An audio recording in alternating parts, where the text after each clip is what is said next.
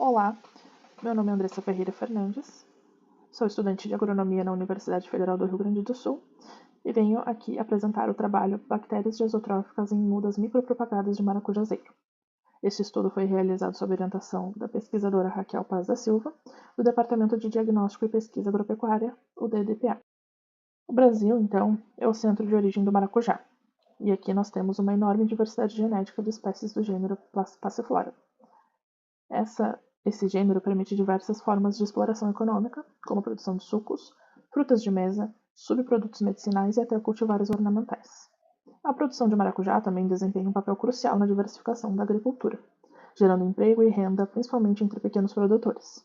Aqui então eu trago informações, dados do IBGE, que mostram a relevância da produção de maracujá tanto para o Brasil quanto no Rio Grande do Sul, que tem apresentado uma importância no cenário nacional, uma crescente importância no cenário nacional. Quando falamos de propagação, há três principais métodos: o de estacas, sementes, e a micropropagação, que é o foco do meu estudo. E destaca-se por garantir a alta uniformidade genética e sanidade das mudas, além de permitir uma produção mais rápida e contínua, independente da sazonalidade. Em 2023, então, o Rio Grande do Sul implementou o vazio sanitário para combater a virose do endurecimento dos frutos, causado pelo vírus CABMV, onde durante esse período as plantas precisam ser retiradas das propriedades. E pensando nesse cenário, a micropropagação surge então como uma excelente alternativa para a produção de mudas. Esse método permite a produção de mudas em ambiente controlado e estéril, garantindo mudas saudáveis, livres de patógeno e com alta uniformidade genética. Além disso, a produção não fica limitada ao ciclo reprodutivo natural, permitindo um fornecimento contínuo de mudas, mesmo durante o período em que as plantas precisam ser retiradas das propriedades, assegurando a continuidade da produção após o vazio sanitário.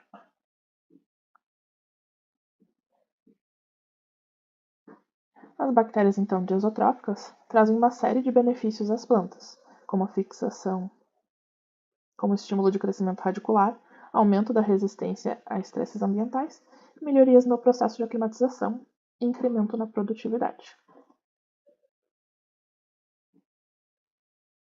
O objetivo, então, do meu estudo foi avaliar o impacto da inoculação de bactérias diazotróficas no processo de aclimatização de plântulas micropropagadas de maracujá.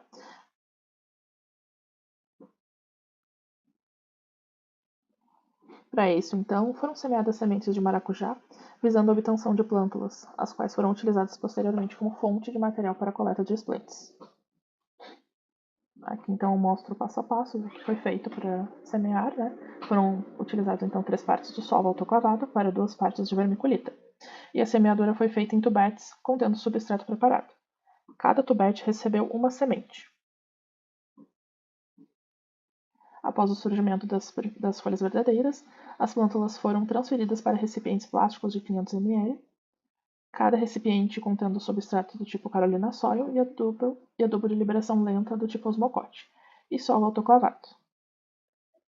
Foram coletados ramos apicais das plântulas, foi feita a limpeza em água corrente com detergente neutro, levadas para a desinfestação, onde ficaram 1 minuto em álcool 70%, 10 minutos em hipoclorito de sódio em 5%, e foi feito 5 vezes o enxágue em água destilada e autoclavada.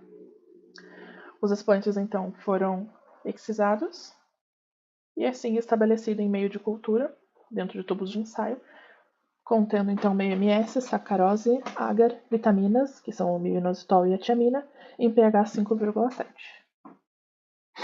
Os frascos estabelecidos foram mantidos em sala de incubação com temperaturas entre 22 e 25 graus, luminosidade de 1400 lux e fotoperíodo de 16 horas. Foi realizado um subcultivo das plantas estabelecidas.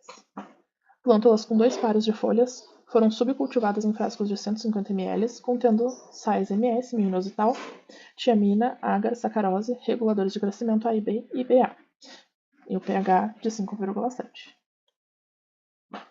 O delineamento então, experimental foi inteiramente casualizado, com 9 plantas por tratamento. Tratamentos realizados foram água destilada, no tratamento 1, destilada e autoclavada, T2 foi um isolado 1, o ISO 1, e o T3 foi o isolado 24, o ISO 24.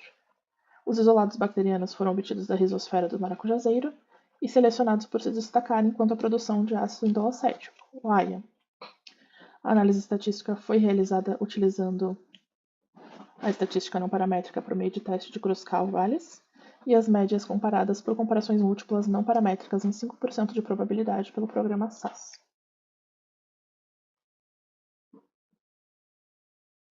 Plântulas, então, com 2 pares de folhas foram transferidas, para bandejas contendo o substrato comercial ao qual foi adicionado 1 ml de cada tratamento. As bandejas com as plântulas foram dispostas dentro de estruturas plásticas, transparentes e aclimatizadas por 14 dias.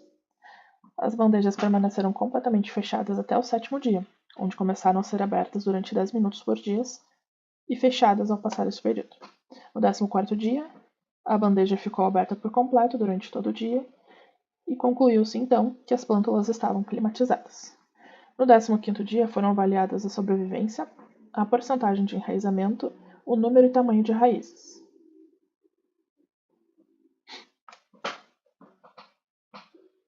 Além então de uma maior taxa de enraizamento, como descrito aqui nessa tabela, as mudas tratadas com o ISO 1 e ISO 24 também apresentaram um maior número de raízes e um comprimento radicular muito superior ao controle. Por exemplo, as raízes tratadas com o ISO 1 foram quase 7 vezes maiores que as do controle, demonstrando o impacto positivo dessas bactérias. Os resultados mostraram também que a taxa de sobrevivência foi 100%, em todos os tratamentos, mas o enraizamento foi significativamente melhor nos tratamentos com os isolados bacterianos, sendo o isolado 1 que apresentou a maior taxa de enraizamento, em 50% em comparação com a taxa com o controle, que foi de 16%.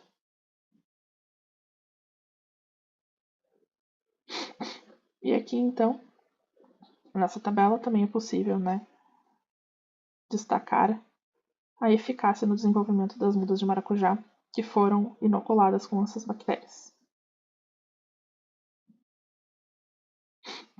Aqui, então, nesse slide, é possível ver, uma comparação visual das mudas, o desenvolvimento das raízes das plântulas tratadas com o ISO 24 foi muito mais robusto do que as das mudas de controle, que apresentaram um sistema radicular muito menos desenvolvido.